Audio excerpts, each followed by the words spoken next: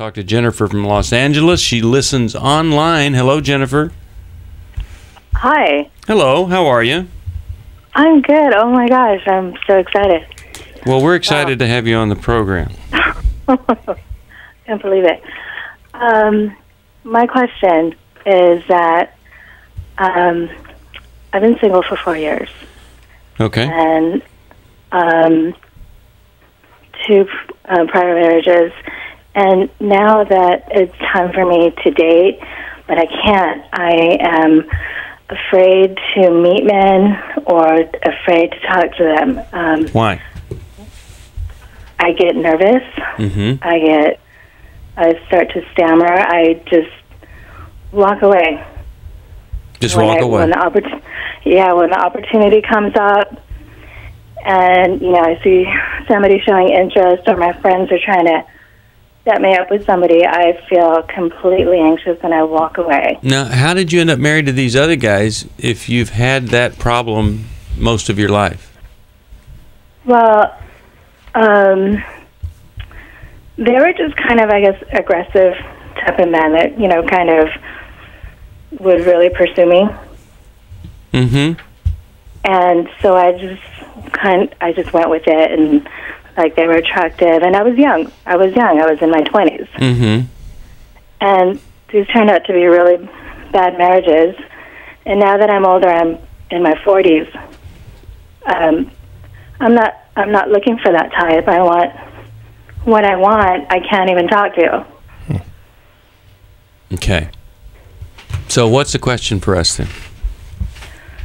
So the question is, how can I get over my anxiety of meeting and talking to new men?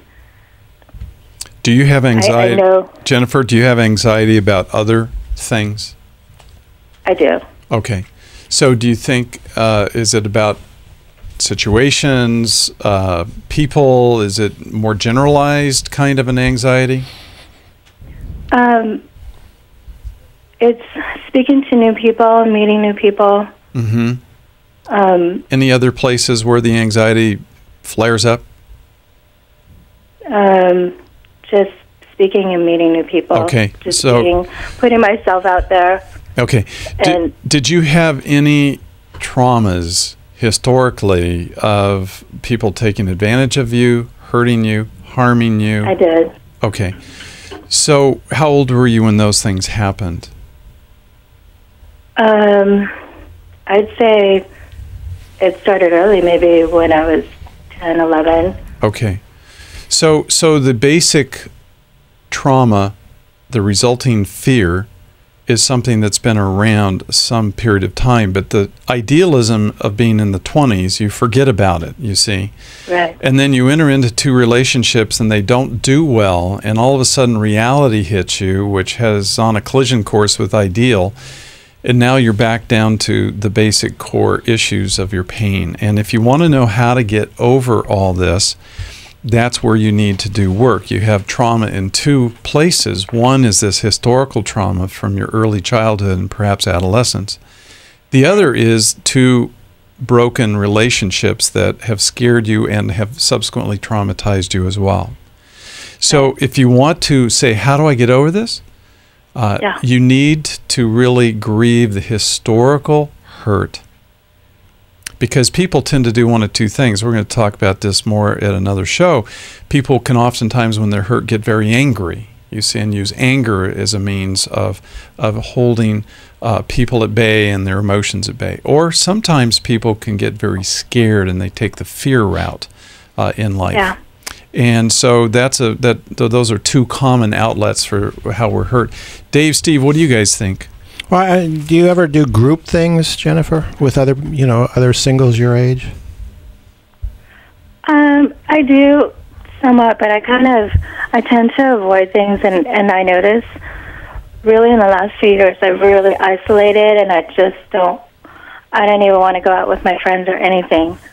Okay, see, I think part of what Mylan is wanting you to do, what I would add to what he's suggesting you do, is that you get yourself back out in a group setting where you just enjoy being with people who are single and your age, and begin to build some positive experiences, because that, along with some, any counselor is going to expect you to do that as well, because that's you're not going to fix this by isolating, and so you've got to get in some kind of situation where you're with people who can you can relax with and enjoy. Yeah, and here's the thing. Jennifer, you have something. You have a problem. You know that, right? I do. And you also I don't know, I'm stuck. You also know. Okay, now you know that people do get out of this, right? Or do you not know that? I hope they do. I just feel like I don't want to be like this forever. All right. But you're in a double bind because you don't want to be like this, but the very thing that you have prevents you from venturing out to try to find the solution. The anxiety that you experience with other people is the same anxiety you experience when you think about sitting down and sharing your whole life with a therapist. Right. It's scary to you. So what do we do when we don't have it in us to make a healthy decision for ourselves that will eliminate a problem? We have to do this one thing. We have to find this person in our life that we can trust and say, help me get help for this. Do you have somebody like that? I do. I have a lot of friends, and we talk about a lot of issues. Okay, then say, look, I don't need to meet another person and be anxious over this other person. I need to get into some help. Some really focused, concentrated help on my anxiety problem. I can't seem to get to that help. Would you help me find what I need to find?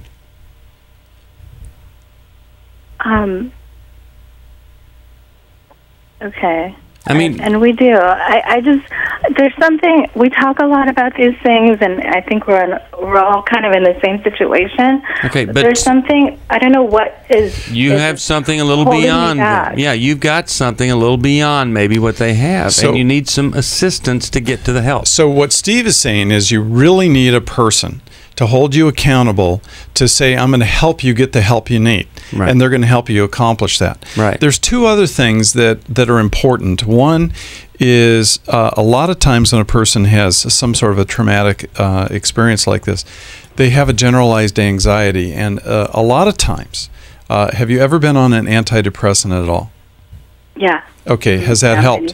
Has that helped? It did. It helped a lot. Okay. And are you off that now? Yeah. Okay, you may want to consider going back on that if it helped a lot, because that's what they do.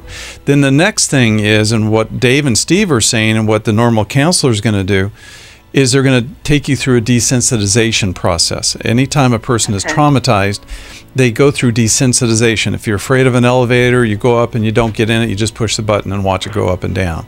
The next time somebody holds the door open, you walk in, you walk out. You gradually build something. Maybe you sit down with a pastor that you don't know, that's a safe person that you can experience being in the presence of other people.